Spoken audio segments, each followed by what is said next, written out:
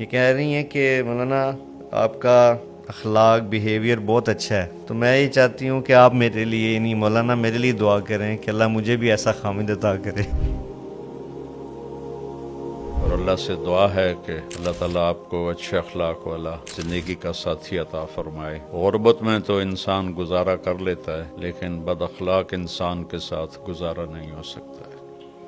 جنید بغدادی رحمۃ اللہ علیہ فرماتے ہیں کہ شرابی کے ساتھ رہ سکتا ہوں، بد اخلاق کے ساتھ نہیں رہ سکتا۔ ان کی بیٹی کا کوئی مسئلہ ہے تو سسرال ہیں، وہ فورس کر رہے ہیں کہ تعویذ لیا جائے، دھاگے باندھے جائیں، تو اس بارے میں آپ گائیڈ کریں کہ مجھے کیا کرنا چاہیے۔ میں نے چند دن پہلے دیکھا کہ پتہ نہیں مرغی کا یا کس چیز کا علاج ہے کہ گدھے کے کھر کاٹ کے گلے میں ڈالو۔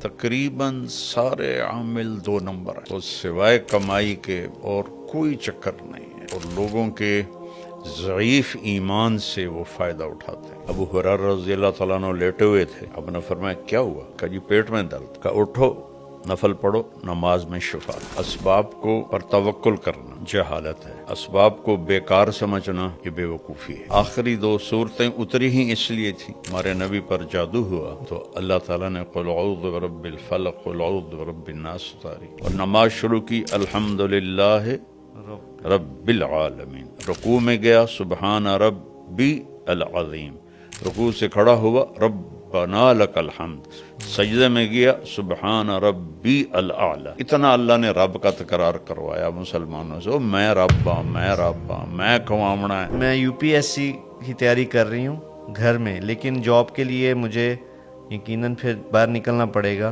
جاب کرنی چاہیے یا پردے کی وجہ سے جاب چھوڑ دینی چاہیے؟ صحیح بات یہ ہے بیٹا کہ عورت کے لیے جاب نہیں ہے، وہ خامد کے ذمے ہے کہ وہ اپنی بیوی کو موت تک اس کی کفالت کرے، اس کے بچوں کی، اور عورت کی جاب ہے گھر اور بچوں کی تربیت اور پرورش، جو سب سے بڑی جاب ہے۔ کسی جگہ ضرورت بھی ہوتی ہے، عورتوں میں ڈاکٹر ہونی چاہیے چونکہ عورتوں کا علاج ہے، جہاں ضرورت ہے وہاں تو شریعت کی طرف سے بھی ہے، جو اللہ اس کے رسول کو پسند ہے اسے اپنی پسند بنا اور اس پہ عمل کر تو اللہ اس کے محبوب کا حبیب بن جائے۔ آسک MTJ، پوچھئے اپنے دل کی بات، اپنے سوالات ای میل کریں manager@tariqjamilofficial.com۔ بسم اللہ الرحمن الرحیم، والصلاة والسلام علی نبی الامین وعلی آلہ واصحابہ اجمعین۔ میرے انتہائی قابل احترام ناظرین، السلام علیکم۔ ہم ایک مرتبہ پھر آپ کی خدمت میں حاضر ہیں آسک MTJ کی نئی ایپیسوڈ کے ساتھ، اور امید کرتے ہیں کہ ہم آج آپ کے پھر سوالات مولانا کے سامنے پیش کریں گے اور ان کے جوابات حاصل کریں گے، تاکہ آپ کو بھی اور مجھے بھی اور ہم سب کو سیکھنے کا موقع ملے۔ تو بابا سب سے پہلا سوال ہے، شیخو پورے سے ایک ڈاکٹر زینب ہیں جو گائناکولوجسٹ ہیں، اور گھر کا بھی دیکھ بھال، بچے بھی ہیں ان کے، فیملی۔ پہلا سوال ان کا یہ ہے کہ سیرت نبوی پہ پوچھ رہی ہیں کہ کیا آپ کی کوئی کتاب ہے، اور دوسرا سوال یہ ہے ان کا کہ چاہتی ہیں دین سیکھنا، لیکن پہلے مصروفیت کی وجہ سے وقت کم ہوتا ہے، تو آن لائن اگر سیکھنا چاہیں تو اس کے لیے کیا کریں؟ السلام علیکم ورحمۃ اللہ وبرکاتہ۔ بسم اللہ الرحمن الرحیم، والصلاة والسلام علی رسولہ الکریم وعلی آلہ وصحبہ اجمعین۔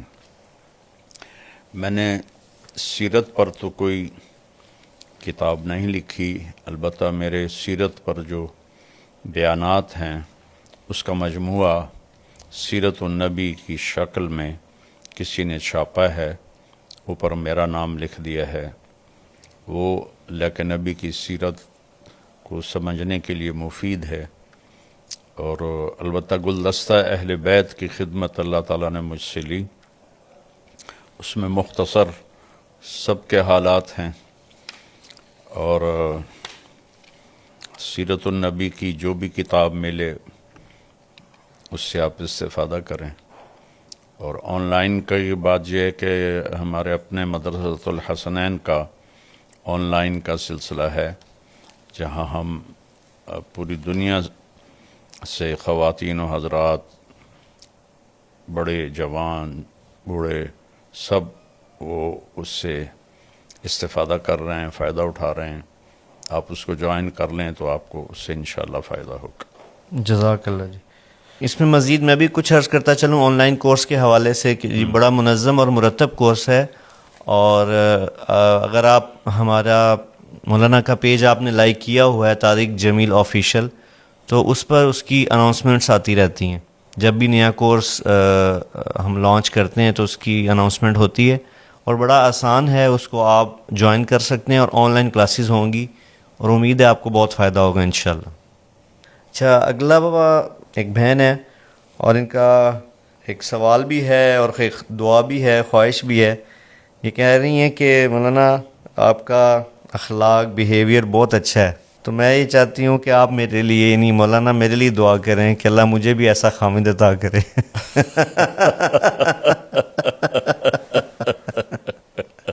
ان کا نام تمنا ہے جی، اور ان کی تمنا ہے کہ ان کو آپ جیسا خامد ملے اخلاقاً.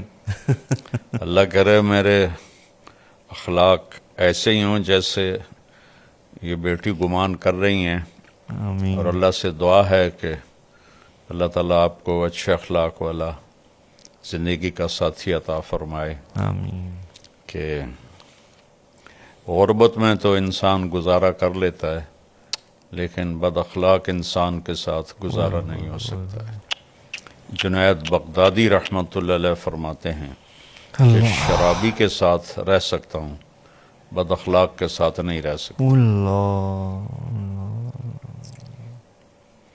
اور اللہ کے نبی کا فرمان ہے کہ ان اثقل شیء فی میزان المومن حسن خلق. اللہ. قیامت کے دن جب اعمال کو تولا جائے گا تو سب سے زیادہ وزنی عمل ترازو میں اچھے اخلاق ہوں گے. اللہ اکبر. اور پھر آپ نے مردوں کو خاص طور پر فرمایا کہ تم میں سب سے بہترین انسان وہ ہے جو اپنے گھر والوں کے ساتھ بہت ہی اچھا معاملہ کرے.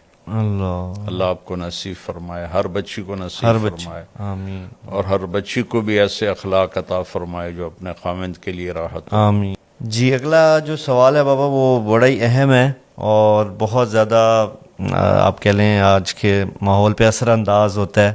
تو یہ بھی ایک بہن ہے جن کا نام بسمہ ہے، اور یہ ان کا اپنا مسئلہ انہوں نے ذکر کیا، لیکن اس سوال میں اس کے جواب میں کئی لوگوں کی رہنمائی ہوگی.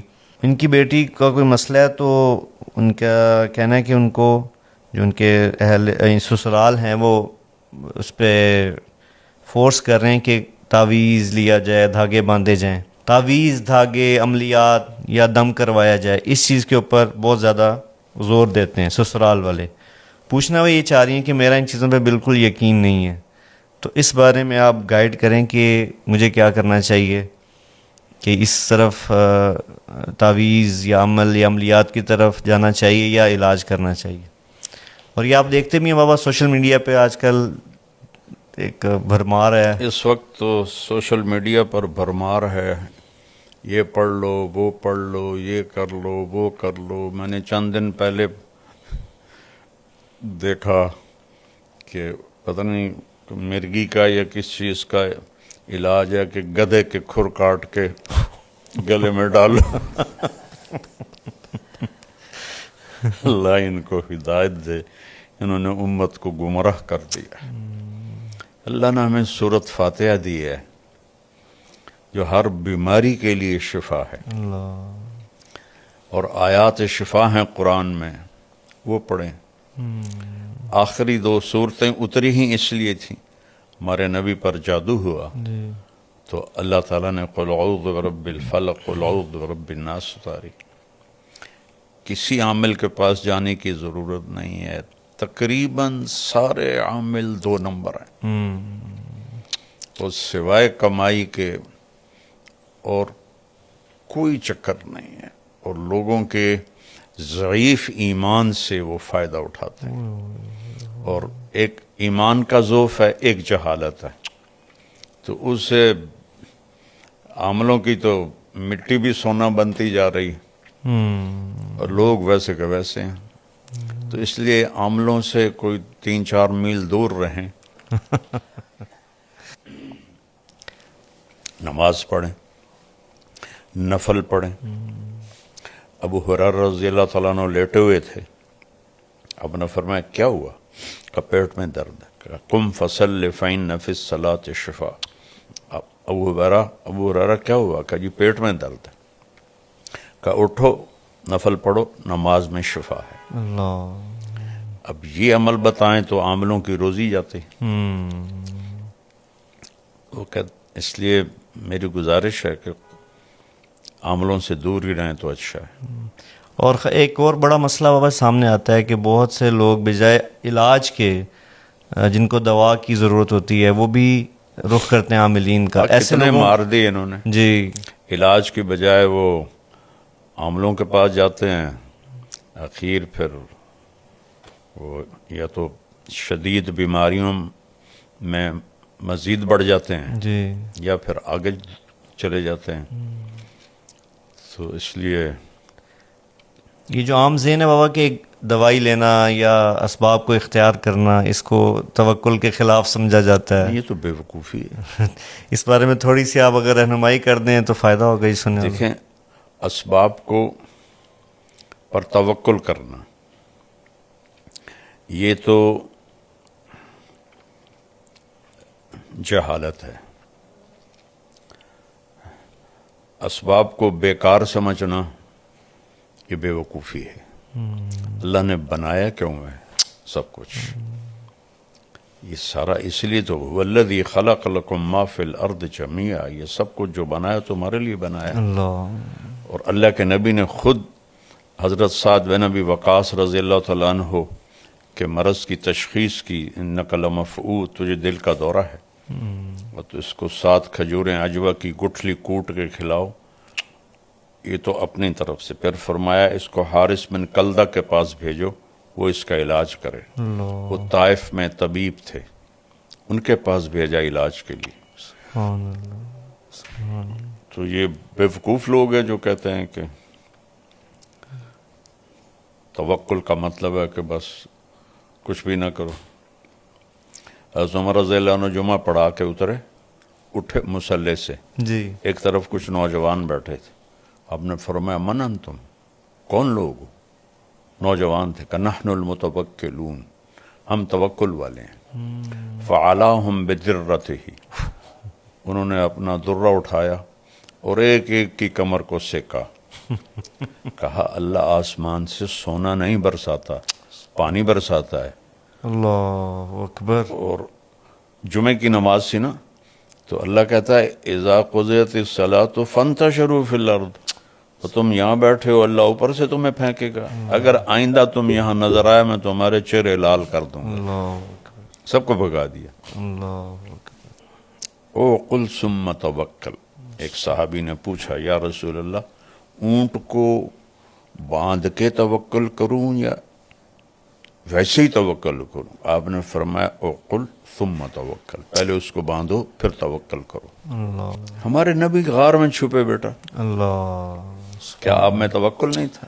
سبحان اللہ۔ 3 دن سخت گرمی، ستمبر کے مہینے، 27 صفر کی رات، 28 صفر کی رات، 29 صفر کی رات، اور 1 ربیع الاول کو آپ وہاں سے نکلے، اور سارا راستہ تبدیل کیا۔ ایک کافر رہبر تھا،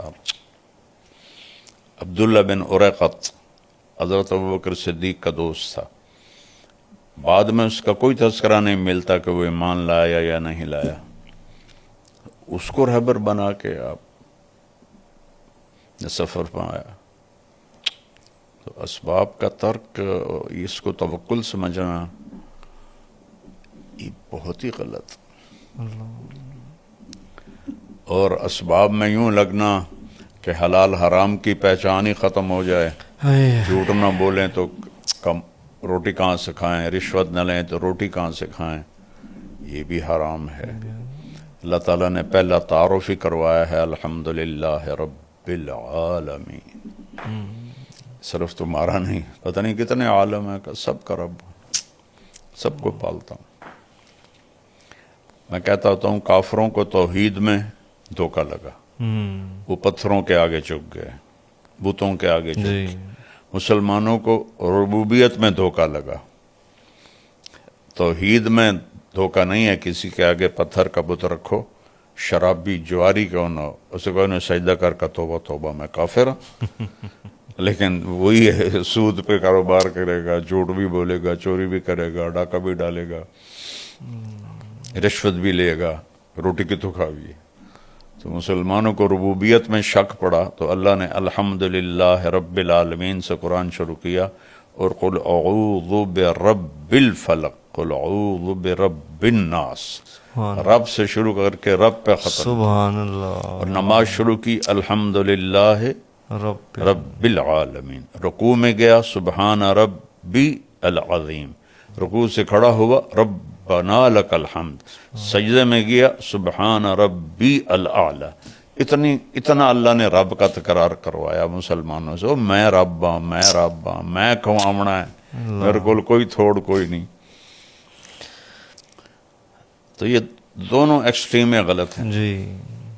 اگلی بھی جو سائلہ ہیں ان کا نام شبنم ہے، یہ کہہ رہی ہیں کہ میں یو پی ایس سی کی تیاری کر رہی ہوں گھر میں، لیکن جاب کے لیے مجھے یقیناً پھر باہر نکلنا پڑے گا، تو اس میں پھر پردے کا تو میں بڑا اہتمام کرتی ہوں، پھر جاب میں جب میں جاب کروں گی اس وقت مشکلات کا سامنا کرنا پڑے گا مجھے، تو اس میں کیا کرنا چاہیے؟ یعنی جاب کرنی چاہیے یا پردے کی وجہ سے جاب چھوڑ دینی چاہیے؟ دیکھیں، صحیح بات یہ ہے بیٹا کہ عورت کے لیے جاب نہیں ہے،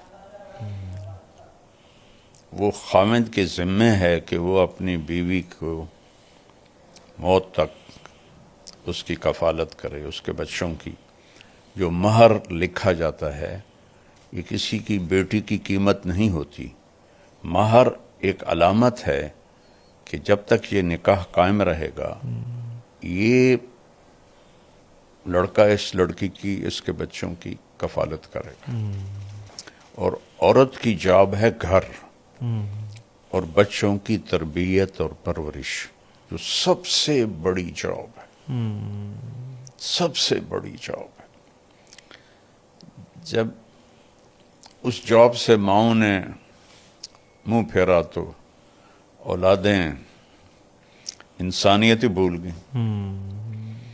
اس وقت ہمارے کالج، یونیورسٹیز نشے کے اڈے بنے ہوئے ہیں، 80% بچے بچیاں نشہ کر رہے ہیں، اور girl friend boy friend culture ایسے ہو گیا کہ جیسے کوئی یہ گناہ ہے ہی نہیں۔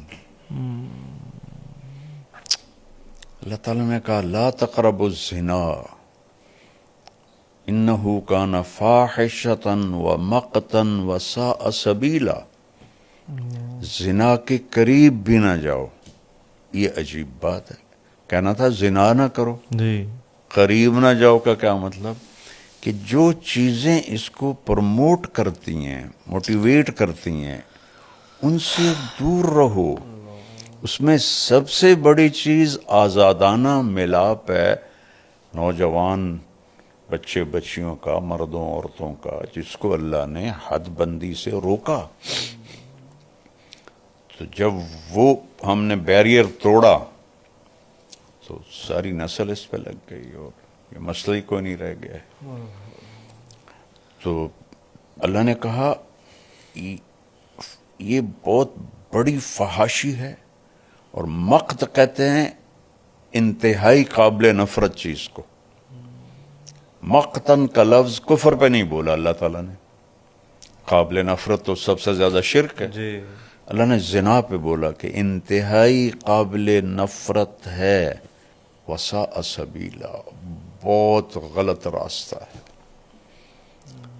تو ماؤں کا کردار تھا بچے بچیوں کو ٹائم دے کے انہیں ایک اچھا مرد، بچہ، اچھی بچی بنانا۔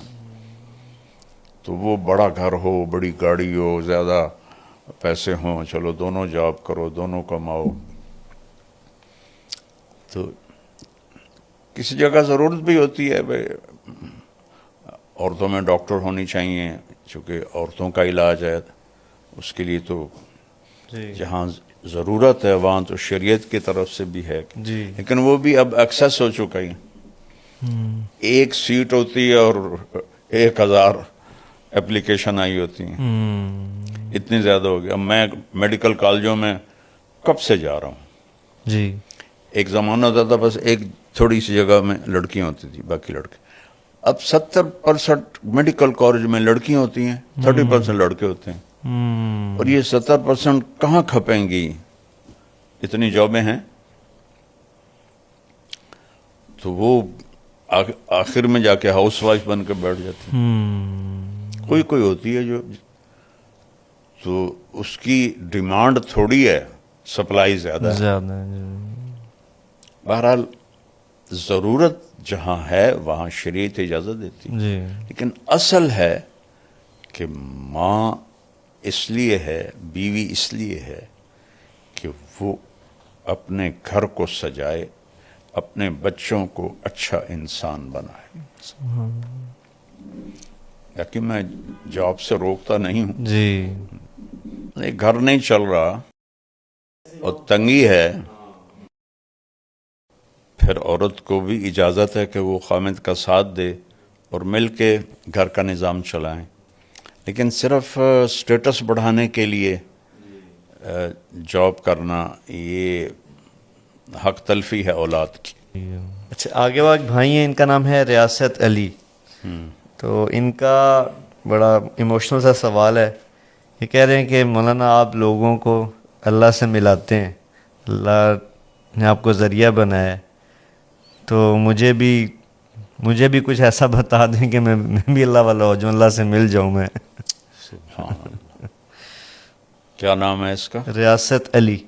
اچھا، ریاست میاں اللہ آپ کو بہت جزائے خیر دے. بہت اچھا سوال کیا آپ نے.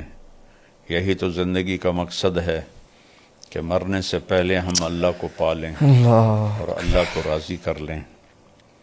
تو اس میں کوئی مشکل بات ہی کوئی نہیں ہے. ایک صحابی نے کہا کہ اريد ان اکون من احباب اللہ و رسولہ، میں چاہتا ہوں میں اللہ اس کے رسول کے تعلق والوں میں بن جاؤں. تو آپ نے فرمایا احبب ما احب اللہ و رسولہ تکن من احبابہما. جو اللہ اس کے رسول کو پسند ہے اسے اپنی پسند بنا اور اس پہ عمل کر، تو اللہ اس کے محبوب کا حبیب بن جائے گا. تو سب سے آسان ہے اللہ سے تعلق، کیونکہ نہ کسی کی محنت کرنی پڑتی ہے، نہ کوئی پیسہ لگانا پڑتا ہے، بس اس جسم کو ڈھالنا ہوتا ہے اللہ رسول کی اطاعت میں.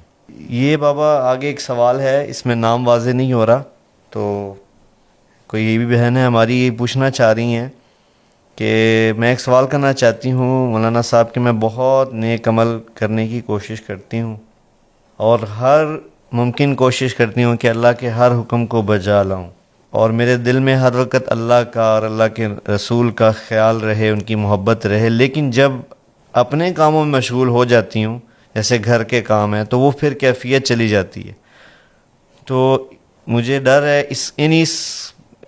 جب یہ میری کیفیت چلی جاتی ہے تو مجھے لگتا ہے کہ میرا ایمان چلا گیا ہے، میرے سے کیفیت چھن گئی ہے. تو اس بارے میں آپ کی رہنمائی. یہ تو فطری چیز ہے، اس میں ایمان جانے کی کیا بات. صحیح. جب اس پہ کوئی پریشان ہونے کی بات نہیں ہے. حذیفہ نام ہے ان کا، یہ بس خواہش کا اظہار ہی کر رہے ہیں. یہ پاکستانی بھائی ہیں، پرتگال میں رہتے ہیں اور بہت دعا کرتے ہیں کہ اللہ کرے وہ کہتے ہیں میری اور آپ کی زندگی لمبی ہو، اللہ آپ کو پرتگال لے کے آئے، پھر ہماری وہاں پہ ملاقات ہو. حذیفہ نام ہے ان کا. اللہم آمین. حذیفہ بھائی اللہ ہمیں پرتگال لائے، مولانا کو اور آپ کی ملاقات ہو. اچھا جی، یہ بابا اگلے ہمارے بھائی ہیں محمد عثمان ان کا نام ہے. یہ پوچھنا چاہ رہے ہیں کہ مولانا صاحب کیا آپ ہمیں بتا سکتے ہیں کہ ہمارے نبی کی روزانہ کی زندگی کیسی تھی؟ ایک تو عبادات ہیں جو سنتے چلے آ رہے ہیں، لیکن اس سے ہٹ کے ہمارے نبی کیسے زندگی گزارتے تھے، ایک عام جو معمولات ان کے ہوتے تھے؟ فجر کی نماز کے بعد آپ کا ہلکا لگتا تھا. اول وقت میں فجر کی نماز ہوتی تھی جی جو اشراق تک چلتا تھا، صحیح. تو اس میں ہر قسم کی باتیں ہوتی تھی. اوہ ماشاء اللہ. کبھی دین کی بات ہوتی تھی، کبھی دنیا کی بات ہوتی تھی، اور ایک ملٹی پرپز قسم کا، کبھی ہنسی مذاق ہوتا تھا. اللہ. سعید بن حضیر رضی اللہ تعالیٰ عنہ بہت لطیفہ گو صحابی تھے. وہ اسی محفل میں کبھی جب لطیفے سناتے تو صحابہ ہنس ہنس کے گر پڑتے تھے، اللہ کے نبی کے سامنے سے گر جاتے تھے. اور کبھی آپ پوچھتے آج کسی نے کوئی خواب دیکھا ہے، یا آپ اکثر پوچھتے آج کسی نے کوئی خواب دیکھا ہے. یہ میں نے مولانا سعید خان صاحب رحمہ اللہ میں دیکھا. ان کے ساتھ جو سفر ہوئے تو ہم فجر کی نماز گھر پہ پڑھتے تھے ان کے ساتھ جب، تو پھر وہ پوچھتے بھئی کسی نے کوئی خواب دیکھا ہے. یہ بس ان میں دیکھی ہے بات. اور کبھی آپ خاموش ہو کے بیٹھ جاتے اور صحابہ کوئی موضوع چھیڑ دیتے، آپ ان کے ساتھ اس موضوع میں شریک ہو جاتے. اللہ. تو جابر فرماتے ہیں ہم کھانے کا ذکر کرتے تو آپ کھانے کی بات ہمارے ساتھ کرتے، ہم باغات کا ذکر کرتے تو باغات کی بات ہمارے ساتھ کرتے، ہم دین کی بات کرتے وہ دین کی بات ہمارے ساتھ کرتے. تو یہ اس طرح کی ایک بڑی ہلکی پھلکی محفل ہوتی تھی. یعنی اس میں وہ اپنی وضاحت کے لیے پوچھ رہا ہوں، جیسے ہم ایک سمجھتے ہیں کہ اگر دینی حلقہ ہے تو صرف دین کی بات ہی ہو، ایسا نہیں ہوتا تھا. نہیں نہیں نہیں، اللہ اکبر. میں اس سعید رضی اللہ عنہ کے لطیفے آپ کو بتا رہا ہوں. تو وہ ایک بہت اچھی مجلس ہوتی تھی. سبحان اللہ. پھر آپ جب ایک نیزے کے برابر سورج ہو جاتا تھا تو آپ 2 نفل پڑھتے تھے، 4 نہیں پڑھتے تھے، 2 پڑھتے تھے. اور نوافل بس یہ 2 ہی آپ مسجد میں پڑھتے تھے، باقی سب گھر پڑھتے تھے. آپ کی تو آپ کے نوافل ہمارے لیے سنت ہیں، یہ سارے آپ گھر پڑھتے تھے. اللہ. صرف فرض مسجد میں پڑھاتے تھے آ کر، یا پھر جب اعتکاف ہوتا تھا تو پھر وہ تو وہاں ٹھہرنا ہی ہوتا تھا. تو اس کے بعد آپ مسجد سے نکلتے اور ہر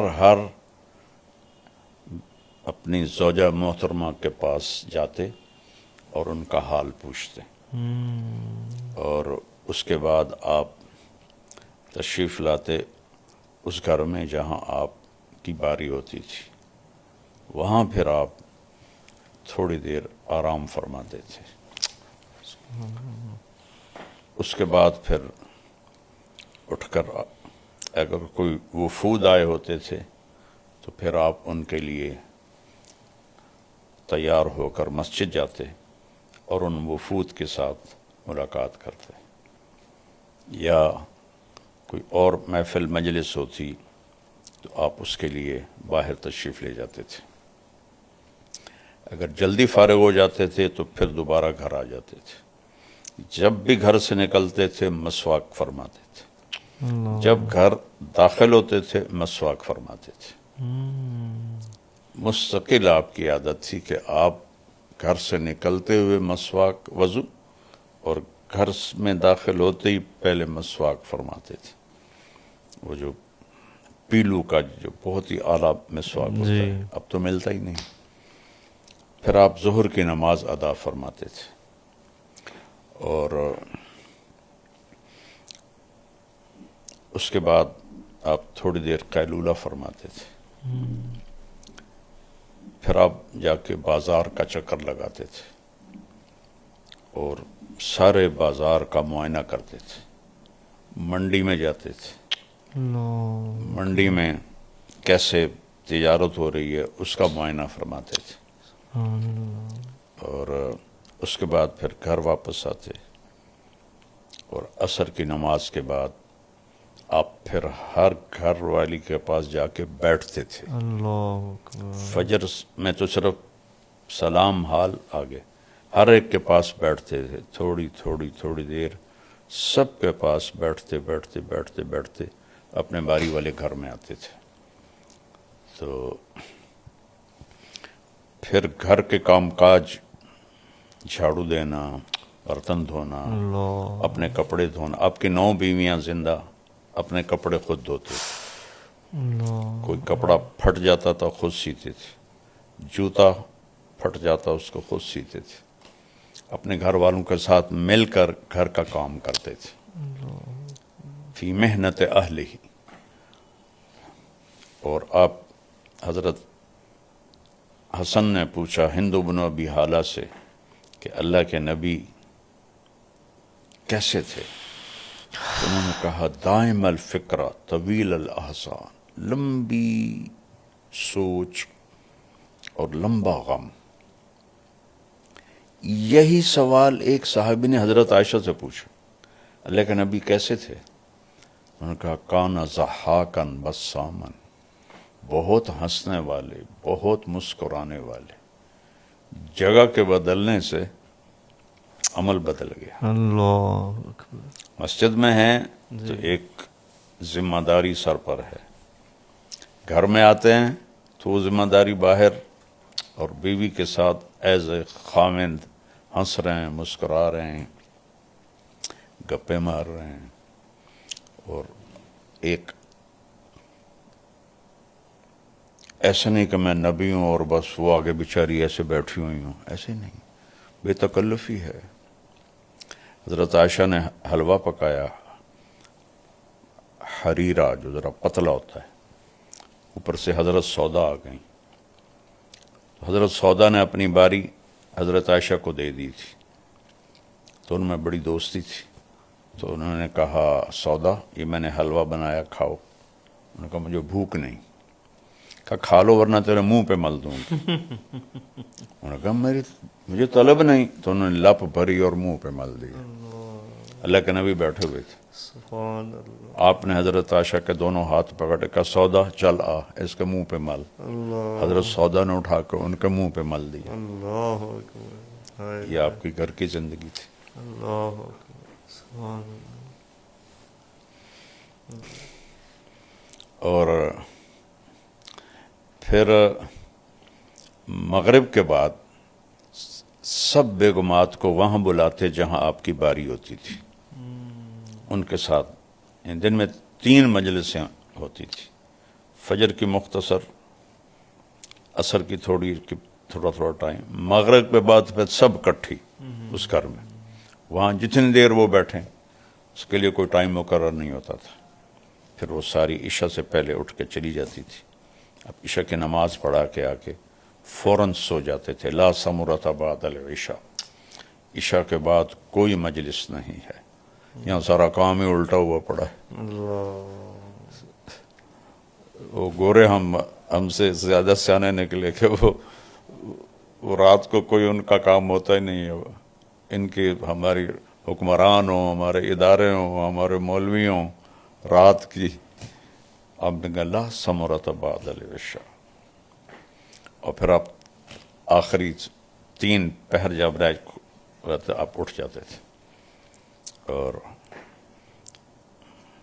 تہجد کا وضو آپ خود فرماتے تھے، مسواک فرماتے. جس گھر میں ہوتے وہاں آپ نوافل ادا فرماتے. حضرت عائشہ کے گھر کی تفصیل تو معلوم ہے کہ وہ آگے لیٹی ہوتی تھی، آپ نفل پڑھتے تھے.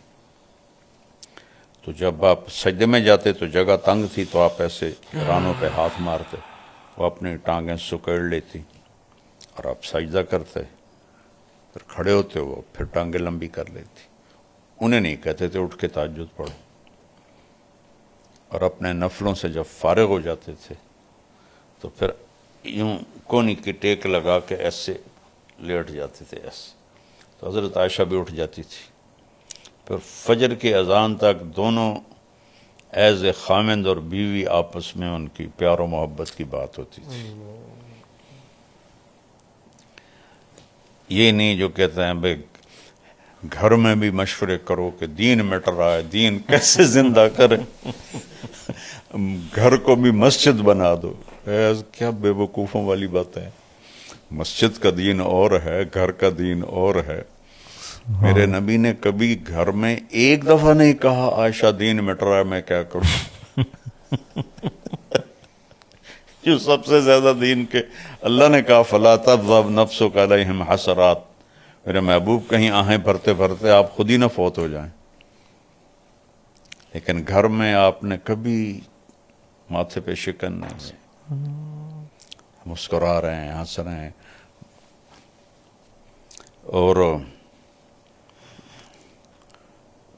حبشہ والوں کا,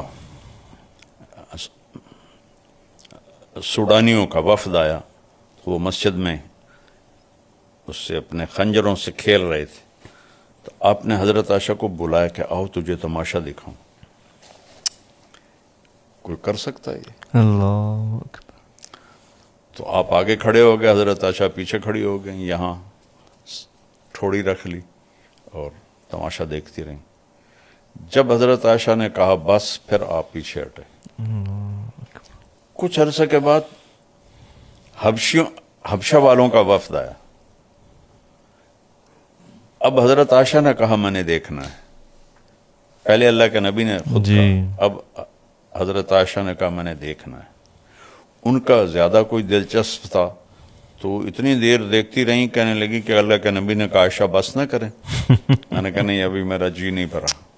تو آپ ایک پاؤں کو فری کرتے, دوسرے پہ ٹیک لگاتے, پھر اس کو فری کرتے اور پہلے پہ ٹیک لگاتے. اتنی دیر میں دیکھتی رہی, یہاں تک کہ میں نے کہا کہ بس. تو پھر آپ کی سہیلیاں آتی تھیں, وہ کھیلتی تھیں حضرت عائشہ کے ساتھ, تو آپ ان کا کھیل دیکھتے تھے. ایک دن حضرت ابوبکر صدیق آئے تو وہ ساری سہیلیاں مل کے گا رہی تھیں اور اللہ کے نبی لیٹے ہوئے تھے. تو ابوبکر صدیق ناراض ہوئے, دیکھتی نہیں ہو اللہ کے نبی لیٹ آرام کر رہے ہیں, تم لوگ گا رہی ہو. ابوبکر کچھ نہ کہو, کھیلنے دو, یہ ہماری عید کا دن ہے. کچھ ایسے الفاظ تھے. آپ کی زندگی کو بیان نہیں کیا گیا, بڑا ظلم کیا. صرف عبادات عبادات عبادات عبادات. آپ اپنی جوتی سی رہے تھے, گرمی کے دن تھے, حضرت عائشہ چرخہ چلا رہی تھی, ٹھیک, آپ کے ماتھے پہ پسینہ آ گیا, تو کہیں سے شعاع پڑی ہوگی سورج کی, تو اس سے وہ ریفلیکٹ ہو کر 7 رنگ ہوتے ہیں جی, روشنی کے 7 رنگ. یہ میرا قیاس ہے. تو ایسا ہوا کہ حضرت عائشہ کی نظر پڑی نا آپ کے ماتھے پر, تو وہ موتیوں کی طرح وہ پسینے کے قطرے چمک رہے تھے, تو ان کا چرخہ رک گیا. تو وہ ایسے ہاتھ میں, وہ ایک ہاتھ میں وہ پونیاں, ہم اس کو پنجابی میں کہتے تھے, وہ روئی, اور ایک چرخے کے دستے پر ایسے. تو تھوڑی دیر اللہ کے نبی متوجہ نہیں ہوئے, پھر آپ کو محسوس ہوا کہ چرخے کی آواز نہیں آ رہی. تو آپ نے ایسے سر اٹھا کے دیکھا تو وہ ایسے. آپ نے کہا خیریت عائشہ؟ کَإِذَا رَأَيْتُ إِلَىٰ أَسِرَّةِ وَجْهِهِ برقت کا برق العارض المتحلل. جب میں اس کے ماتھے کو تشبیدی تخت سے, جب میں اس کے تخت کو دیکھتی ہوں تو ایسے چمکتا ہے جیسے آسمان پہ بجلیاں چمکتی. تو آپ نے کہا عائشہ آج تو نے میرا دل خوش کر دیا. اللہ, یہ میرے نبی کی زندگی تھی. سبحان اللہ. یہ نہیں تھی کہ اتنے 1000 دفعہ یہ پڑھتے تھے, اتنے 1000 دفعہ یہ پڑھتے تھے, اتنے 1000 دفعہ یہ پڑھتے تھے. وہ ایک عمل کا کالی پوٹلی والا عمل, کالی پوٹلی والا عمل, مسور کی دال کا عمل. خدا تو نو ہدایت دے, خود بھی گمراہ ہو رہے ہیں، لوگوں کو بھی گمراہ کر رہے ہیں۔ اللہ کیا جواب دیں گے؟ بئس العبد عبد یطلب الدنیا بالدین، بدترین انسان ہے جو دین کے نام پہ دنیا کمائے، بدترین انسان۔ اللہ میری حفاظت فرمائے، ہم سب کی حفاظت فرمائے۔ سب سے زیادہ جو میرے اوپر خوف ہوتا ہے وہ اس بات کا ہوتا ہے، کیونکہ اب میں اس پوزیشن میں ہوں کہ میں آپ کو ایک واقعہ سناتا ہوں، اچانک سے یاد آ گیا۔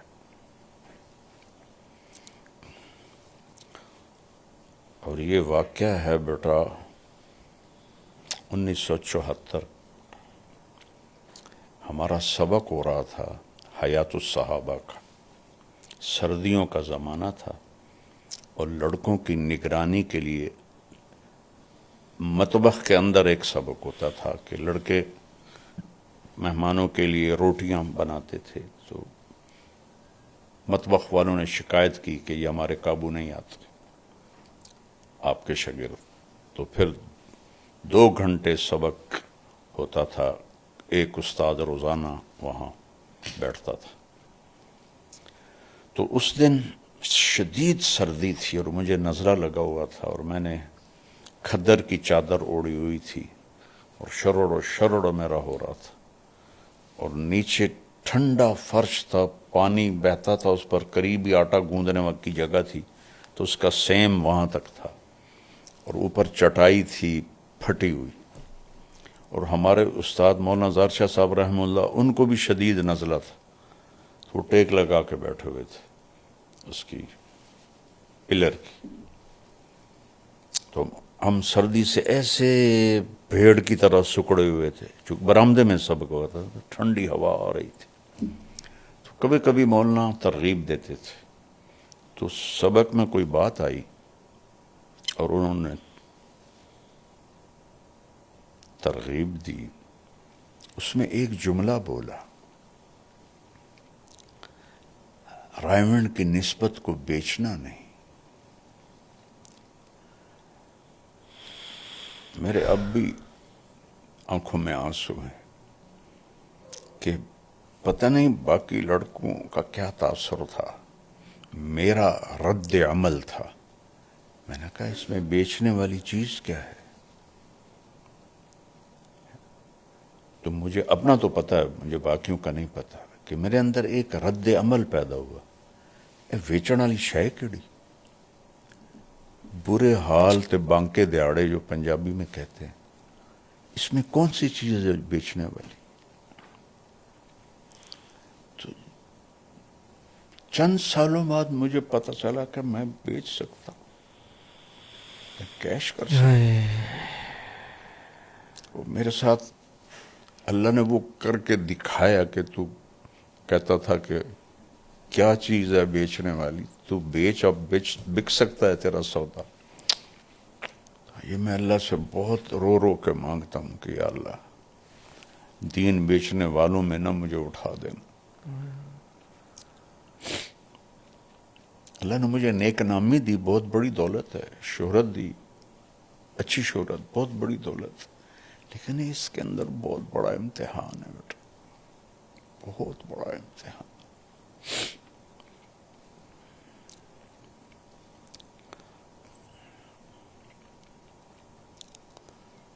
تو میرے نبی کے ایک بہت خوبصورت، کبھی کسی مولوی نے کہا ہے آؤ بیگم دوڑ لگائیں، کیسے بتاؤں اپنے نبی کو؟ میرے اللہ، جہاد کا سفر ہے اور آپ سب کو آگے بھیج دیتے ہیں، کہتے ہیں عائشہ دوڑ لگاؤ گی؟ عائشہ نے نہیں کہا، آپ نے کہا عائشہ دوڑ لگائیں۔ حضرت عائشہ آگے بڑھ گئیں، کچھ سال گزرے، پھر دوبارہ چلو بھائی آگے، سب غائب ہو گئے، عائشہ دوڑ لگائیں۔ کیا وہ کہتی ہیں یوم دن تبدن، تو میں ذرا موٹی ہو گئی تھی تو اللہ کا نبی آگے بڑھ گئے تو کہنے لگے حاضی بتل کا، اب آج تو اور میں برابر ہو گئے۔ کیا زندگی ہے! یہاں جتنا کوئی دیندار ہوتا ہے اتنا ہی وہ بد دماغ بھی ہو جاتا ہے، بد اخلاق بھی ہو جاتا ہے۔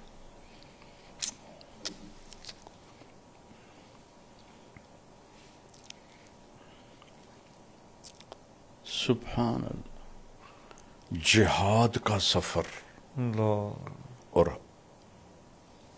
لشکر تیاری کا بگل بج گیا۔ حضرت عائشہ اپنے اونٹ پر بیٹھیں، وہ جو پالکی ہوتی ہے، گردن میں دیکھا تو ہار غائب تھا۔ ہار لائن تھی مانگ کے بہن سے، حضرت اسما سے، تو شور مچا دیا، میرا تو ہار گم ہو گیا۔ این سفر تیار ہے۔ عصر کے بعد آپ نے کہا بھی ہار ڈھونڈو۔ اس کے برعکس بھی ہو سکتا تھا، عائشہ جہاد کا سفر ہے، معمولی سا ہار ہے، ہم اس کے لیے ہم سفر روک دیں؟ آپ نے کہا چلو بھائی سب ڈھونڈو۔ سب ڈھونڈنے لگ گئے۔ مغرب کا وقت ہو گیا تو مغرب عشاء کٹھی پڑی۔ اب سفر مشکل ہو گیا، رات ہو گئی، رات ٹھہر گیا۔ فجر کا وقت ہو تو پانی غائب، پانی کوئی نہیں۔ تو سارے حضرت ابوبکر صدیق کو تانے دینے لگے، تیری بیٹی کی وجہ سے اب ہماری نماز خراب ہوگی، پانی کوئی نہیں، نماز کیسے پڑھیں گے؟ تو ابوبکر غصے میں گئے اللہ کے نبی کے خیمے میں، تو آپ حضرت عائشہ کی گود میں سر رکھ کے سوئے ہوئے تھے۔ تو اسے اب وہ بول تو سکتے نہیں تھے کہ سوئے ہوئے حضرت۔ یہاں زور سے انگلی ماری، کہ میں ایسے ہو گئی تھا کہ میری باڈی میں حرکت نہ ہو، تو انہیں پھر ایسے کیا، پھر ایسے کیا۔ تو باپ تھے، اپنا غصہ نکال کے باہر نکل آئے۔ تھوڑی دیر میں لیکن نبی کی آنکھ کھلی تو حضرت عائشہ نے کہا یا رسول اللہ سارے لوگ بڑے پریشان ہیں، اب کیا ہوا؟ اب پانی کوئی نہیں، ہم نماز کیسے پڑھیں؟ یہ بات ہو رہی تھی، جبریل آ گئے، وَلَمْ تَجِدُوا مَاءً فَتَيَمَّمُوا صَعِيدًا طَيِّبًا فَامْسَحُوا بِوُجُوهِكُمْ وَأَيْدِيكُمْ۔ پہلی دفعہ آیت تیمم، اللہ، آدم سے لے کر عیسیٰ تک علیہم السلام کبھی تیمم نہیں آیا، آج آیا تیمم۔ اور کیا عجیب بات ہے کہ مٹی منہ پہ ملو اور پاک ہو جاؤ۔ سبحان اللہ۔ یوں کر کے ایسے کیا اور یوں کر کے ایسے کیا، چل بھائی پاک۔ حضرت عمار بن یاسر کو سفر میں احتلام ہو گیا، وہ کہنے لگے وضو کے لیے تو یہ ہوتا ہے، تب مجھے تو احتلام ہوا ہے، میں تیمم کیسے کروں؟ انہوں سارے کپڑے لا دیتے کلے آن اور آ رہے تھے، کدی این تے کدی این تے کدی این تے کدی این۔ مدینے واپس آ، یا رسول اللہ مجھے نہانے کے فرض غسل تھا، پھر میں نے تو یہ کیا۔ آپ مسکرائے، کہا عمار یکفی کا ضربتان، یہاں بھی دو ہی ضربیں کافی تھیں، ایک یوں کر لیتا ایک یوں کر لیتا تو پاک ہو جاتا۔ اللہ اکبر۔ اب جو صحابہ نے ابو بکر کی تعریف شروع کی، واہ ابو بکر واہ، یہ پہلی برکت نہیں ہے جو تمہارے گھر سے ملی ہے، پہلے بھی بے شمار برکتیں تیرے گھر کی ہمیں ملی۔ فجر کی نماز کے بعد چاندنا ہو گیا، حضرت عائشہ نے کہا چلیں ہار چھوڑیں چلتے ہیں، پھر آپ نے کہا چلو۔ جب اونٹنی کو اٹھایا تو ہار نیچے اس کے پڑا ہوا تھا، وہ باہر انہوں نے ڈھونڈی رکھا، وہ نیچے چلا گیا تھا۔ جہاد کا سفر روک دیا۔ پڑھو، میں کیا کروں، مولوی نہیں جانتے سیرت کیا ہے تو میں اوروں کے پہ کیا رہوں۔ اکابر میں پھنسے ہوئے، اکابر، میں کہتا ہوں سب سے بڑے اکابر میں جاؤ جو میرا نبی ہے، جس سے یہ سارے اکابر وجود میں آئے، اس کی زندگی دیکھو، اسے فالو کرو۔ قابل اتباع صرف میرا نبی ہے، قابل احترام ہر اللہ والا ہے، سبحان، بلکہ ہر عام سام مسلمان ہے، سبحان، احترام سب کا ہے، اتباع صرف قل ان کنتم تحبون اللہ فاتبعونی۔ سبحان۔ اتباع میرے نبی کا ہے، احترام سب کا ہے، لیکن اللہ کیا کروں؟ وہ جو گیت تم نے سنا نہیں میری عمر بھر کا ریاض تھا، میرے درد کی تھی وہ داستان جسے تم ہنسی میں اڑا گئے۔ میں تو کتنے سال ہو گئے اللہ کے نبی کی سیرت کو بولتے ہوئے۔ جی معزز ناظرین، اسی کے ساتھ آج کی ایپیسوڈ کا اختتام ہوا۔ انشاءاللہ آپ سے ملاقات ہوگی اب نیکسٹ ایپیسوڈ میں۔ اور ایک ضروری بات عرض کرتا چلوں آپ سے کہ سکرین پر دیے گئے ای میل پر آپ اپنے سوالات بھیجیں۔ بہت سے ہمارے بہن اور بھائی ڈائریکٹ میسیجز کر دیتے ہیں ہمارے سوشل میڈیا پلیٹ فارمز پہ، تو ان سب کا احاطہ کرنا مشکل ہے، تو آپ سے گزارش ہے کہ اسکرین پر دیے گئے ای میل ایڈریس پر ہی اپنے سوالات بھیجیں اور اپنے ان سوالات کا جوابات مولانا کی زبانی سنیں۔ بہت شکریہ۔